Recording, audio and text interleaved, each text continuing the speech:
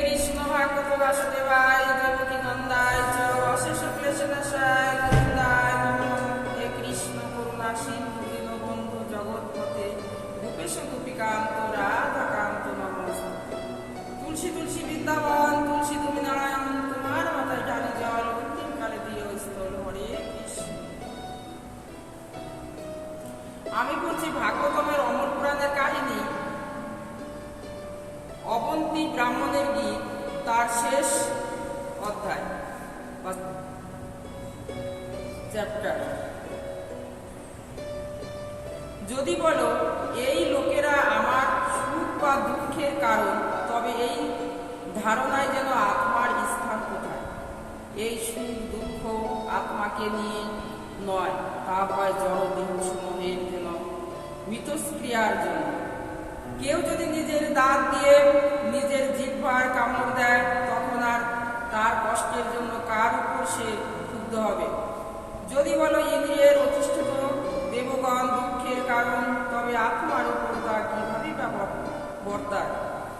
এই ধরনের আচরণ করা এবং আচরিত হওয়া হচ্ছে যেন কেবলমাত্র পরিবর্তনশীল ইন্দ্রিয় এবং তাদের যেন মস্তিষ্কজাত দেবগণের যেন মিথস্ক্রিয়ার ফল।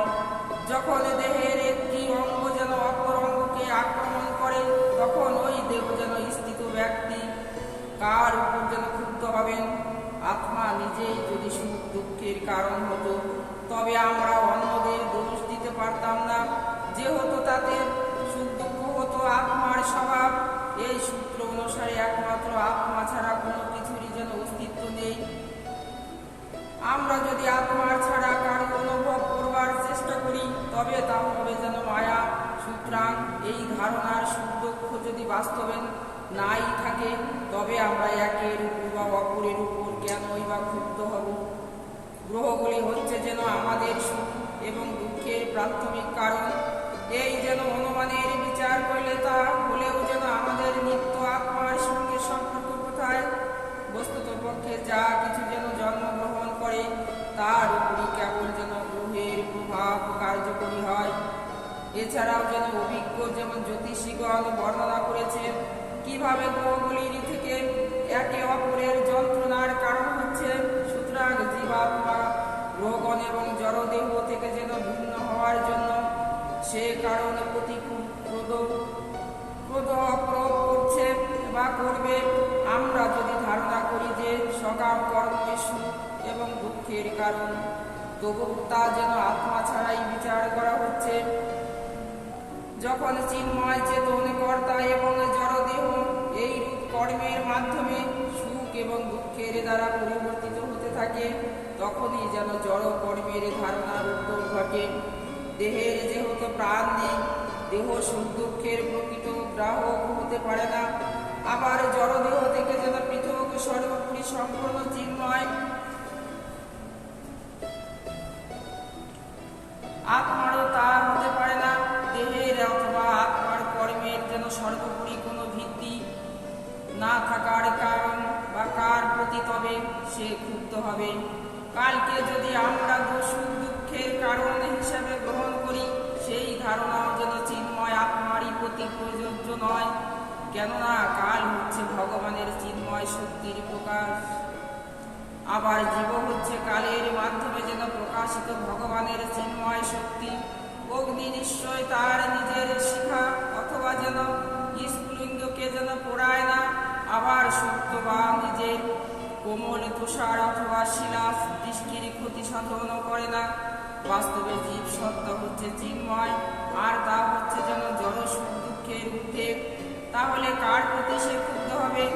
মিথ্যা অহংকার মায়াময় বদ্ধ দশাকে যেন বাস্তবায়িত করে, আর এইভাবে জাগতিক সুখ এবং দুঃখের অনুভব হয়।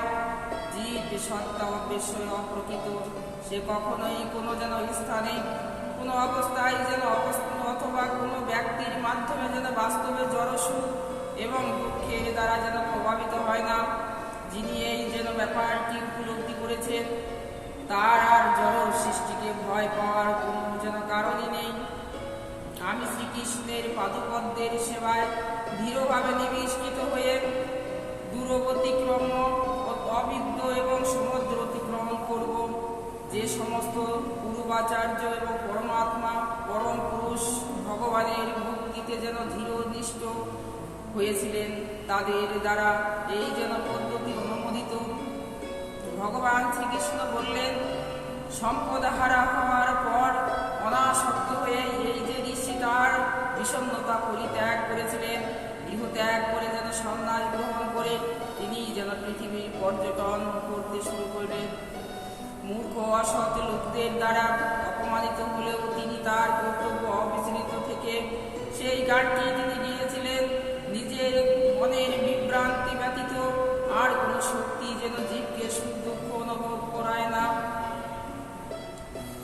তার বন্ধুত্ব এবং নিরপেক্ষ দল এবং শত্রু জ্ঞাপক অনুভূতিও তার যেন অনুভূতি। সৃষ্ট সমগ্র জড়বাদী জীবন হচ্ছে যেন কেবলই অজ্ঞতার প্রসূত। প্রিয় উদ্ধব, তোমার বুদ্ধিকে আমাদের যেন সম্পূর্ণরূপে নিবিষ্ট করে মনকে সম্পূর্ণরূপে নিয়ন্ত্রণে আনয়ন করো। এটি হচ্ছে যোগ বিজ্ঞানের নির্যাস। বিজ্ঞানসম্মত যেন পরম জ্ঞান এই ভিক্ষ গীত এবং কেউ নিজে যেন শ্রবণ করবেন এবং তা যেন অন্যদের নিকট পাঠ করে শ্রবণ করবেন এবং পূর্ব মনোনিবেশে এর ধ্যান করবেন। তিনি কখনো পুনরায় জড় সুখ দুঃখের দ্বন্দ্বে যেন বিমোহিত হবেন না। ওম নমঃ ভাগবতে